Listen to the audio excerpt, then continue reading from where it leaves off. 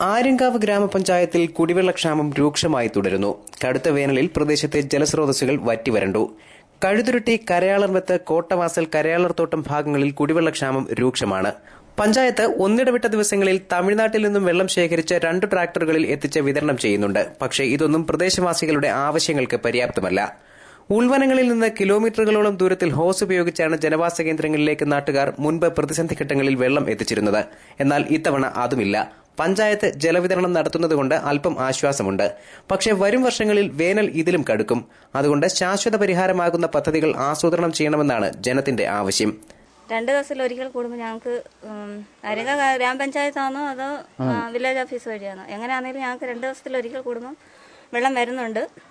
അത് കാരണം ഞങ്ങൾക്ക് വളരെ ഉപകാരപ്രദമാണ്. അല്ലെങ്കിൽ ഈ ക്ഷാമത്തിൽ വളരെ ബുദ്ധിമുട്ട് അനുഭവപ്പെട്ടതിന് കാരണം ഞങ്ങൾ ഓസ് വഴിയാണ് ഞങ്ങൾക്ക് വെള്ളം വന്നുകൊണ്ടിരുന്നത്. അപ്പോൾ അതുവഴിയും വെള്ളമില്ല. കിണറ്റിലാണെങ്കിൽ ഒരു തുള്ളി വെള്ളമില്ല. അപ്പോൾ ഇതുവഴി വരുന്നതുകൊണ്ട് ഞങ്ങൾക്ക് കുടിവെള്ളത്തിനാണെങ്കിലും അല്ലാതെയുള്ള ഉപയോഗത്തിനാണെങ്കിലും എല്ലാം തികയുന്നുണ്ട്. പക്ഷേ 2 ദിവസത്തിൽ ഒരിക്കലെങ്കിലും വന്നില്ലെങ്കിൽ ബുദ്ധിമുട്ടാണ്. News bureau, Aryankavu.